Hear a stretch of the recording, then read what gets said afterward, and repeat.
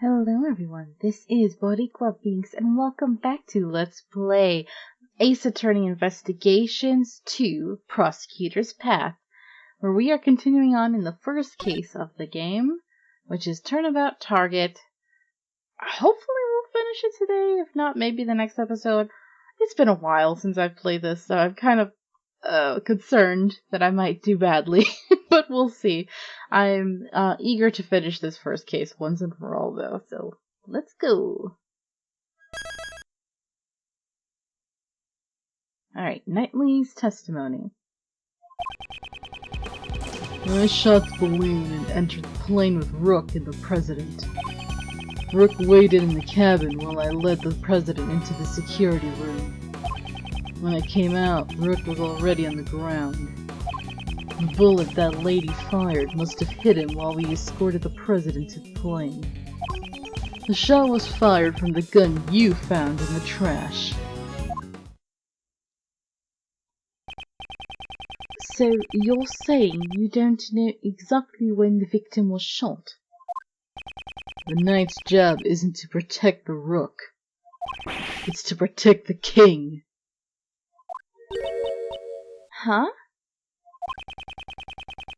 What he's trying to say is that his job was to protect the President only. It's over if you lose the King. Checkmate. That's the first rule of chess. If you let your pieces get taken right in front of you, you're not likely to win. But I did win. Look, the President is safe. Who cares that Rook is dead? That's clearly what his attitude is. Ugh, he's so annoying. Don't claim victory when the game has only just begun. Alright. Let's get him.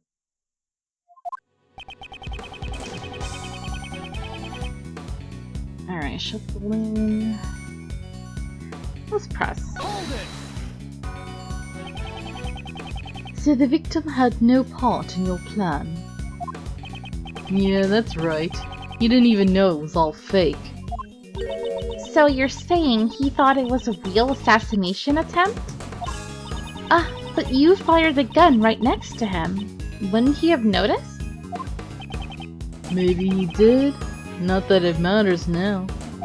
Besides, even if he thought the assassination attempt was a fake, his duty was to protect the King. You made a split-second decision to sacrifice himself. The victim was truly a man of honor, unlike you. You're wrong. It was all part of my plan. He simply assisted in our little performance on stage. Okay, we're in the cabin. Now he's already on the ground. Hold it. Where did you find the body? About where he is now. He collapsed in the middle of this room. When I returned, the door to the plane was already closed. The bullet must have hit Rook right before the door closed. Talk about a hassle. It's all his fault that this plan failed. Knightley, that's too far. Even if he protected the King, he couldn't protect his honor. He was careless in his duty, and he paid the price for it. Wow, what a jerk. This man is truly despicable. As I was saying, the bullet that lady fired must have hit him while we escorted the President to the plane. Before I continue, let me see. 2 shots, same model.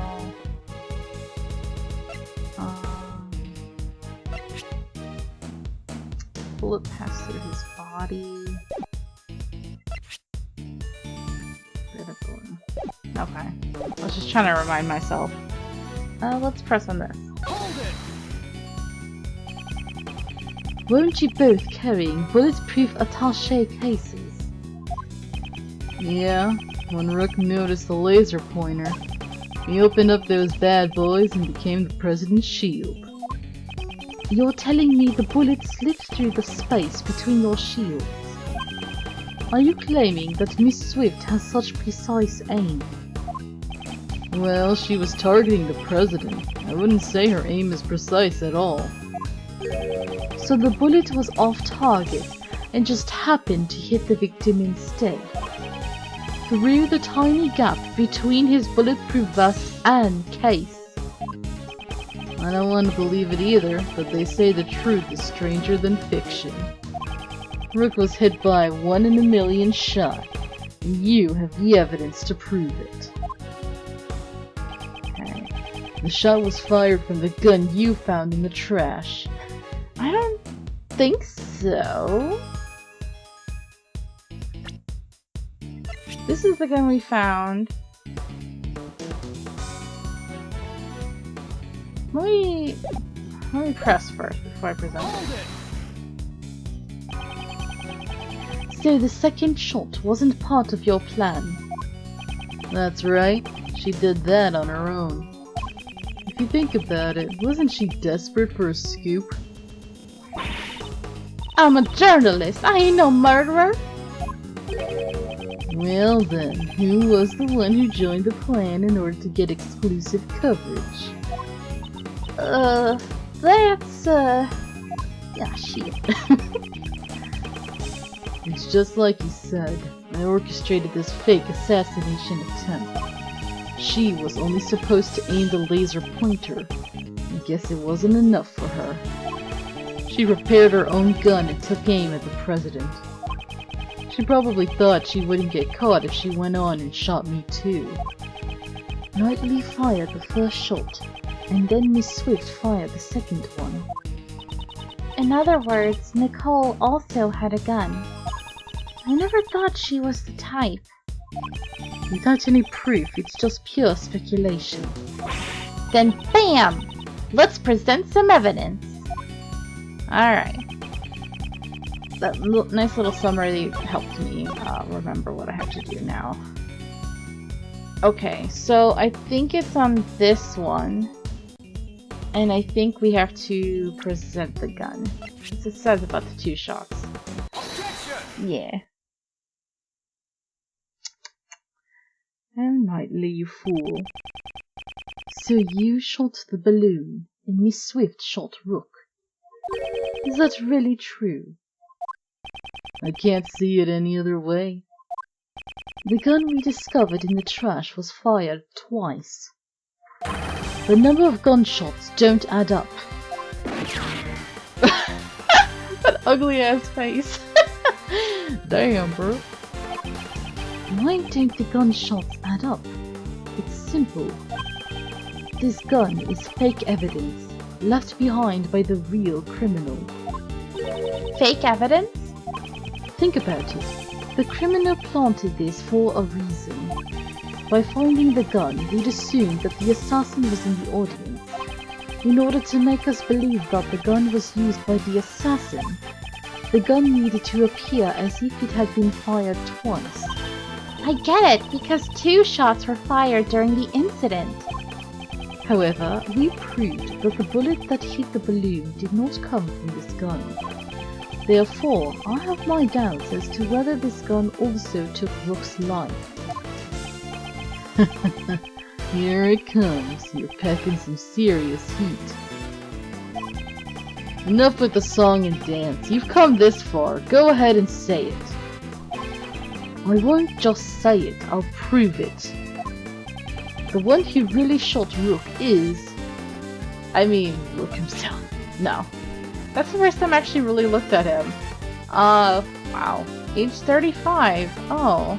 Wow. I thought he was much older. I thought he was like in his 40s. He's only 24. Can't turn his head right.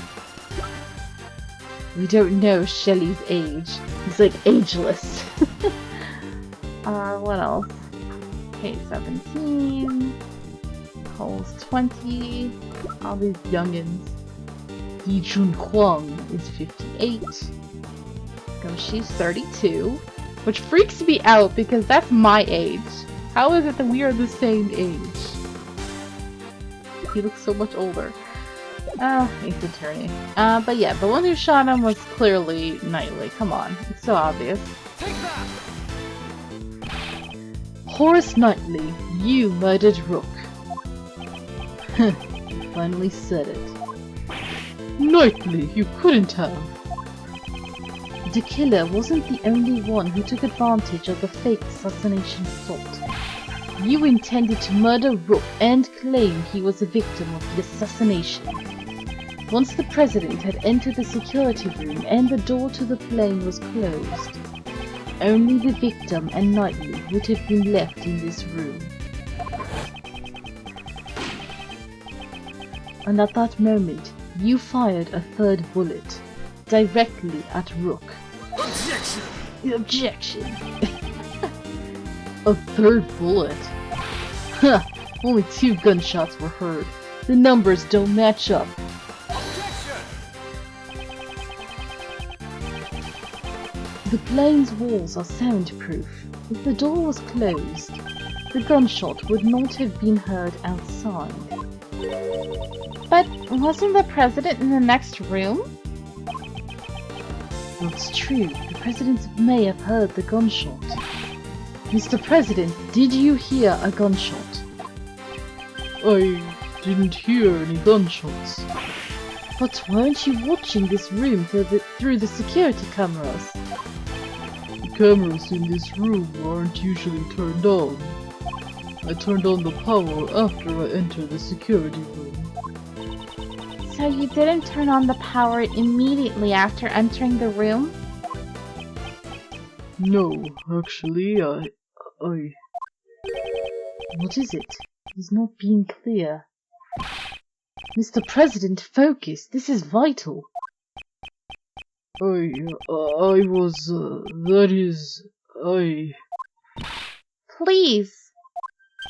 I was hiding under the bed, covering my ears. Great. What? But you knew the assassination was fake. It doesn't matter. I simply hate the sound of guns. What the hell? The terrifying sound. I just can't help it. This reaction of Kay is like, OMG. They're like, wow. That definitely ain't going in my article. Ahem. Knightley, you saw the president hiding under the bed. He's like, yeah, so? Furthermore, you could tell if the security cameras had been turned on by looking at the monitors.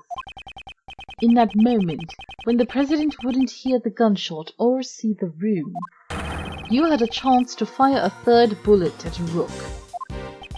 Knightley, did you really? You deceived me? You really think I killed that moron? That's cold, Mr. President. Have a little faith in me. The bodyguard is risking his life to protect you. I want to believe you, I really do, but... Here's my thing about Knightley. I'm really surprised that he chose to become a bodyguard. Like, he clearly has a superiority complex, and he thinks he's mightier than thou, big ego and all of that. So, if for someone who likes to be powerful and in control, I would think there are some other roles he could have chosen instead that would allow him to have that power and control without having to protect someone, you know? I'm just really surprised at his career choice. I mean, I guess he could have chosen like a cop, but even then, maybe there's more red tape that he'd have to deal with. Whereas this one, he has a little less of that to deal with. I don't know. I'm just trying to think mentally what other careers kind of would suit him better. But either way, a lot of those big authoritative roles, you still have to serve somehow, right? You still have to protect others or heal others, or, you know, what you do affects the lives of other people. So it's just strange when I think about him that he's such a egotistical, maniacal person. Just look at that smug, arrogant face. Ugh. He really gets under my skin. I mean, there's some other really bad characters in the series that are worse than him, but there's something about him that's just like really rubs me the wrong way.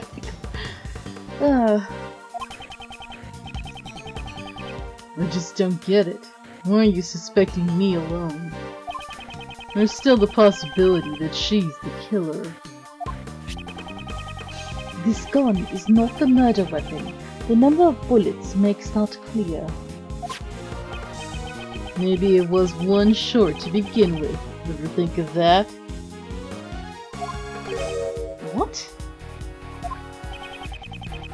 Maybe it already fired a shot yesterday, or the day before. And the second shot was fired today, the one that hit Rook. Well, isn't that just the perfect excuse? Excuse? The possibility exists. You can't deny that. He's right. You can't deny it completely. You need decisive evidence. Evidence so decisive that it makes my heart stop and my logic crumble. You got something like that? Ugh. Mr. Edgeworth, can't you do anything? At this rate, Nicole will. Mr. Prosecutor. It's true, I did an awful thing for school. But I never killed nobody. I could never do a thing like that. Decisive evidence. If we could prove the murder weapon was Knightley's gun. Prove it was his gun. Seeing him playing with it as usual. Talking about when he shot the balloon. If we can find the bullet that took Rook's life, we can determine which gun fired the shot from the ballistic markings. And if you look closely at the image they just showed of the moment that you're imagining him shooting Rook, you kind of gotta observe the surroundings as well. Look at the, the trajectory, the angles, and where they were standing and all of that. If you got no evidence, then we're done talking. Objection! Hold it. What? Don't point at me. You don't seriously have decisive evidence. Naturally. That's a big joke. Well, come on now, show us. What is this so-called evidence? The bullet that took Rook's life. That's the decisive evidence I need. This evidence, do I have it? I don't have it. I don't have it. Okay, it's game over, man. However, it is somewhere in this room. What? The bullet that killed Rook pierced through his body. So where did the bullet go? Earlier, you explained it like this. The bullet that took Rook's life pierced through his body and then hit the vest. That's right. It'd be dangerous if he hadn't worn that bulletproof vest. However, now that the fake assassination plan has come to light, we know that the bullet in the bulletproof vest was prepared earlier. So then where did the bullet go? Interesting. Very interesting. Do you have the answer? Do I have evidence that shows the location of the bullet that killed Mr. Rook? I believe so, because like I said, when they were standing and he was being shot, the thing that was behind Rook was this area. In this room, there is one thing that's clearly missing. Something missing? You sure it's not your brain? Wow, so creative. Shut up, fool. I'd like you to look at the rack of security monitors. Heh, rack. Sorry. Oh, there's not even a character with a big rack there, unless you get the president. Oh! I mean, he got the biggest rack there for sure. For sure. I'm sorry, I'm bad. Ooh! It seems you've noticed, Mr. President. Among these images of the plane's surroundings, only the feed from the right side of the plane is absent. That's what's missing, a single monitor. Yeah. Mr. President, there was originally a monitor here, wasn't there? That's right. Why is there a stuffed toy now? That must have been put there to hide the empty space where the monitor used to be. I mean, that ain't hiding nothing. You couldn't put something bigger there to block it entirely? You just put this stupid little stuffed toy? Wow. Why is the monitor missing and where did it go?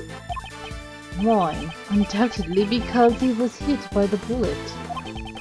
In order to make us think the bullet really hit the bulletproof vest, it would be a problem if another bullet hole was discovered. So then, where did the monitor go? Where? It should be hidden somewhere inside this plane. There hasn't been a chance to dispose of it outside since it was shot. Detective Gumshoe, search this plane. Roger that, sir. President Huang, I don't know. you said extraterritorial laws apply to this plane. I will allow it. There is no problem. I just want to know the truth of Rook's death. Damn it. Think this is a joke? You're always like this, Rook that. Somebody's very jealous. Detective, we have his approval. Go ahead. Okay. Mr. Edgeworth, I found it, sir. Cool. Good work, Detective. Now let's extract the bullet from the monitor. If I do this here, and then do that. I got it. Well, it's definitely stained with blood. Oof. I'm certain this is the bullet that killed Rook. Alright. Got it. This is the bullet that will crush your arguments. The decisive evidence that blows a hole in your logic. If the ballistic markings on this bullet do not match the gun found in the audience area, Miss Swift will be cleared of suspicion. What's wrong? Cat got your tongue. Oh, spicy. You've been saucy. Saucy, sassy Edgeworth. Okay, I see you. Pretty hot. You talk to Phoenix like that? He's like, oh, that's really hot, Edgeworth. Detective, we need to examine the ballistic markings. Send the gun and bullet to forensics. Roger. We should be able to find clear markings on this bullet, sir. Alright. Now then, let's listen to the forensic report. Reporting! First, the blood on this bullet matches the victim's blood. So this bullet really did take Rook's life.